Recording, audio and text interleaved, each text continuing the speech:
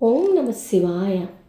కైలాసవాసి, కరుణాసాగరుడు, భక్తుల హృదయ నివాసి, సర్వ జగత్తుకు ఆది గురువైన కాలాన్నే కాలుడిగా జయించిన శ్రీ మహాదేవునికి శతకోటి ప్రణామాలు. మాఘమాస పవిత్ర గడియల్లో మాఘపురాణం 21 అధ్యాయంలో శివస్తుతి మహిమను వినే భాగ్యం ఈరోజు మనందరికీ లభించిందండి. ఇక భక్తితో మన మనసులు నింపుకొని ఆ పరమేశ్వరుని లీలలను ఇప్పుడు విందామా మరి. నిన్నటి మన 20వ అధ్యాయంలో శివబ్రహ్మల వివాదం గురించి చెప్పుకున్నాం కదా. అందులో శ్రీ మహావిష్ణువు ప్రత్యక్షమయ్యి చివరికి బ్రహ్మతత్వాన్ని గురించి వివరిస్తూ ఆయన్ని పొగుడుతూ నిన్నటి అధ్యాయం పూర్తి చేశాం. ఇక ఈరోజు 21 అధ్యాయంలో శ్రీ మహావిష్ణువు శివప్రశంసం చేస్తూ ఇట్లా అంటున్నాడు. ఈ విషయాన్ని గృత్సమద మహర్షి జహ్నుమునితో ఇట్లా చెప్తున్నాడు. శ్రీ మహావిష్ణువు చేసిన శివప్రశంస ఎలా ఉందో ఇలా చెప్తున్నాడు. విష్ణువు శివుని చూచి ఇట్లా అంటున్నాడు. శంకరా, నీవు నాతో సమానుడవు, మనిద్దరికీ భేదము లేదు. నా వలనే సర్వపూజ్యుడవు, సర్వవ్యాపకుడవు, సర్వోత్తముడవు, సర్వవ్యాపివి, సర్వాత్మకుడవు సుమా అని ఇలా స్తుతిస్తున్నాడనమాట. అది ఏంటంటే విష్ణుకృత శివస్తుతి అన్నమాట. ఆ శివస్తుతి వివరిస్తూ ఇంకా ఏమంటున్నాడు శ్రీ మహావిష్ణువు. శంకరా, నీకు నాకు భేదమే లేదు. వేదాంతవేత్తలకి ఇది స్పష్టంగా తెలుసు.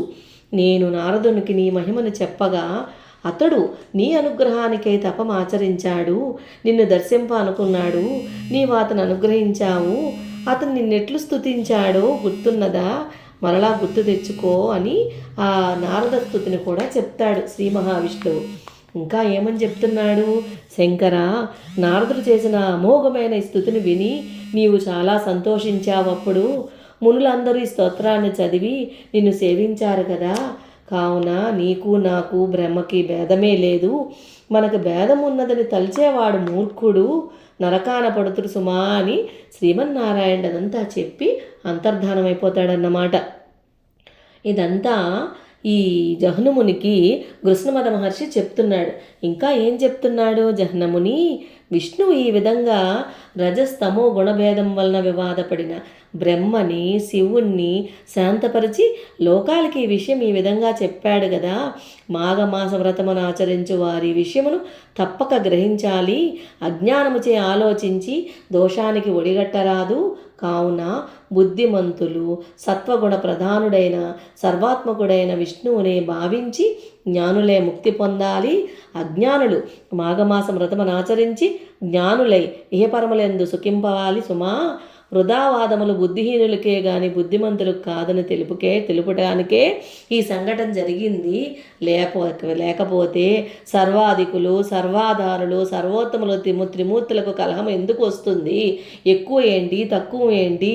మూఢుడైనను భక్తితో మాఘమాసం వ్రతించిన జ్ఞాని అయి సుఖిస్తాడు. అహంకారము దుఃఖాన్ని కలిగిస్తుంది. అది త్రిమూర్తులంతటి వారికైనా తప్పదని దీని అర్థము. అంతేగాని నిజంగా త్రిమూర్తుల కలహం ఉంటుందా? పరమాత్మకు అహంకారం ఎట్లుంటుంది? అసలు ఉండదు కదా. ఏదియూ ఆయనకి మించింది లేదు కదా. జ్ఞానము కలగాలని భగవంతుడే ఇలాంటి సంఘటనలు ఏర్పరిచి మన వంటి మూర్ఖులకు అహం కూడదని తెలపడానికే ఇదంతా. కావున గర్వమును, సిగ్గును, అభిమానాన్ని విడిచి బుద్ధిమంతుడు మాఘమాస వ్రతమును ఆచరించి విష్ణు కథలను విని తరించాలి.